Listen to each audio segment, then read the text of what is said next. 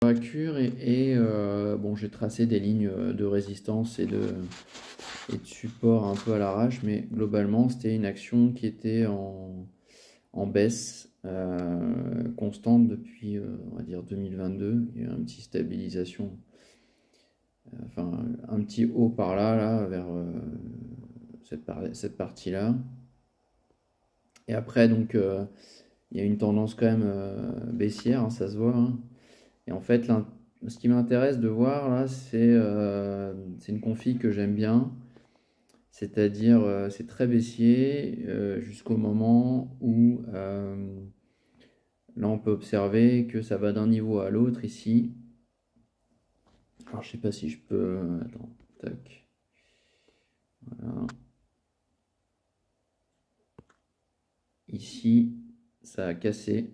D'accord? Donc, si on peut penser que ça, c'était la résistance et ça, le support.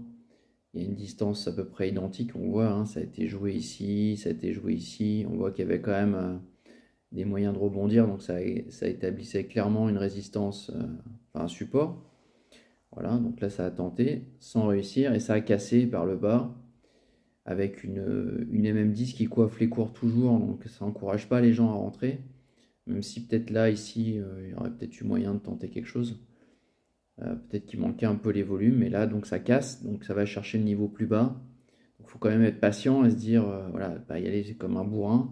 Déjà on voit la même 10 qui descend, donc là pas y aller comme un bourrin. Et à un moment, on voit quand même que au niveau des volumes, il y a 2000 kits par jour qui sont échangés, donc pas grand chose, avec un support qui est soutenu. Voilà, il n'y a plus de vendeurs en fait. On voit là, il y a des gens qui attendent, voir ce qui se passe. On est sur un niveau clé des 1,92, voilà, donc encore un seuil psychologique, et puis ça repart. Donc, on peut dire qu'ici, donc en fait, c'est pas parti du premier coup, c'est parti du deuxième coup, mais qu'après c'était intéressant quand même d'y aller. Voilà. Donc là, pour la suite, bon, je pense qu'il fallait essayer de comprendre peut-être que c'était racheté plus tôt et que ça commençait peut-être à se lancer sur un canal haussier, peut-être une reprise de tendance, mais qui n'était pas franchement nette, avec donc à nouveau un cassage de la même 10, mais on voit très très bien à chaque fois que ça casse. Si on rachète en fin de séance, cette MM10, le lendemain, il y a des fonds qui, hors marché, rachètent pour tenter de lancer la tendance vers le haut, et souvent ça fonctionne, hein. On voit, il y a des volumes qui arrivent, ça ouvre en gap carrément, par exemple. Donc c'est intéressant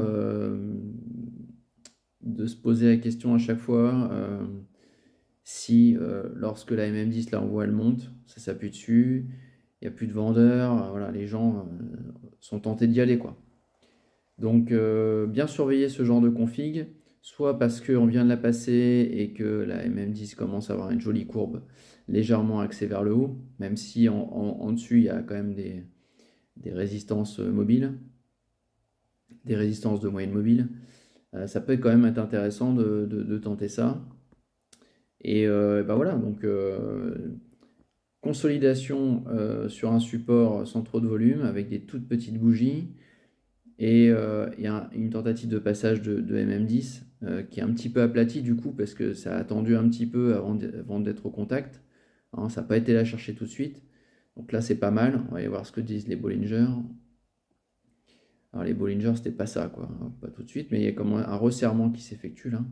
Bon, c'est pas ce genre de truc que j'aime bien, mais en fait ce qu'on peut voir ici, c'est qu'il y a un resserrement ici là qui s'est fait avec un faux départ et finalement un effondrement des cours. Donc on peut penser, allez, un peu tricher en disant que ce canal pourrait être prolongé et qu'on attend un support pour pouvoir retenter une remontée. Bon, c'est pas tout à fait, c'est un peu tiré par les cheveux. En attendant, voilà, c'est intéressant de voir des schémas de reprise comme ça, qui sont des configs quand même sympas.